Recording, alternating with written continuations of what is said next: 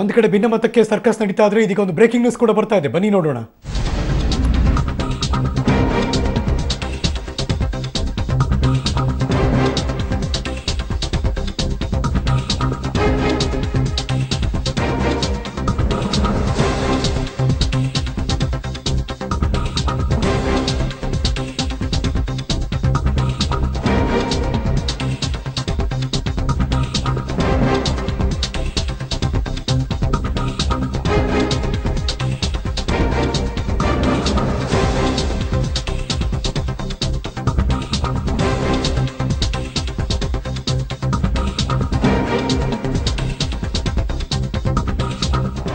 ಇತ್ತೀಚೆಗೆ ಅವರಾಡುತ್ತಿರುವ ಮಾತುಗಳನ್ನೇ ಅವರೇ ಒಂದ್ಸರಿ ಕೂತು ಕೇಳಿಸ್ಕೊಂಡ್ಬಿಟ್ರೆ ಬಹಳ ಒಳ್ಳೇದು ಅಂತ ಅನಿಸ್ತಾ ಇದೆ. ಮಾನ್ಯ ಮುಖ್ಯಮಂತ್ರಿ ಸನ್ಮಾನ್ಯ ಶ್ರೀಯುತ HD ಕುಮಾರಸ್ವಾಮಿ ಅವರ ಮಾತುಗಳಿದು ಮಾಧ್ಯಮಗಳ ಮೇಲೆ ಹರಿಹಾಯ್ತಿದ್ದಾರೆ. ಯಾಕೆಂದ್ರೆ ಅವರ ವಿರುದ್ಧ ಮಾಧ್ಯಮಗಳು ಕೆಲಸ ಮಾಡ್ತಿದೆ. ಯಾಕೋ ಗೊತ್ತಿಲ್ಲ, ಮಾಧ್ಯಮಗಳ ಮೇಲೆ ಇಷ್ಟೊಂದು ಸಿಟ್ಟು ಯಾಕೆ ಮಾನ್ಯ ಮುಖ್ಯಮಂತ್ರಿಗಳಿಗೆ ಅಂತ ಮಾತ್ರ ಗೊತ್ತಿಲ್ಲ.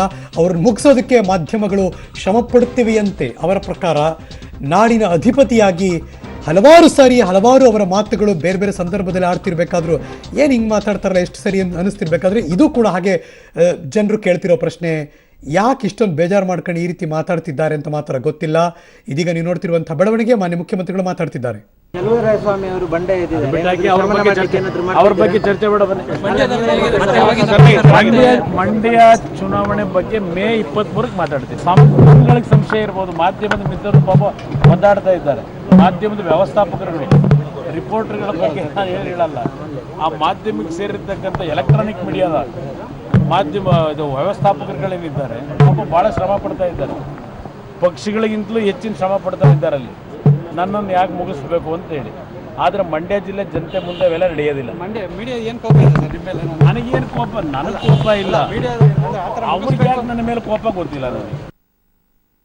ನನಗೆ ಸ್ವಾಮಿ ಅವರು ಬಂಡೆ ಅವ್ರ ಬಗ್ಗೆ ಚರ್ಚೆ ಮಂಡ್ಯ ಚುನಾವಣೆ ಬಗ್ಗೆ ಮೇ 23ಕ್ಕೆ ಮಾತಾಡ್ತೀವಿ. ಸಂಸ್ಥೆಗಳಿಗೆ ಸಂಶಯ ಇರ್ಬೋದು, ಮಾಧ್ಯಮದ ಮಿತ್ರರು ಪಾಪ ಒದ್ದಾಡ್ತಾ ಇದ್ದಾರೆ. ಮಾಧ್ಯಮದ ವ್ಯವಸ್ಥಾಪಕರುಗಳು ರಿಪೋರ್ಟರ್ಗಳ ಬಗ್ಗೆ ನಾನು ಹೇಳಲ್ಲ. ಆ ಮಾಧ್ಯಮಕ್ಕೆ ಸೇರಿರ್ತಕ್ಕಂಥ ಎಲೆಕ್ಟ್ರಾನಿಕ್ ಮೀಡಿಯಾದ ಮಾಧ್ಯಮ ಇದು ವ್ಯವಸ್ಥಾಪಕರುಗಳೇನಿದ್ದಾರೆ ಪಾಪ ಭಾಳ ಶ್ರಮ ಪಡ್ತಾ ಇದ್ದಾರೆ. ಪಕ್ಷಿಗಳಿಗಿಂತಲೂ ಹೆಚ್ಚಿನ ಶ್ರಮ ಪಡ್ತಾ ಇದ್ದಾರೆ ಅಲ್ಲಿ ನನ್ನನ್ನು ಯಾಕೆ ಮುಗಿಸ್ಬೇಕು ಅಂತ ಹೇಳಿ.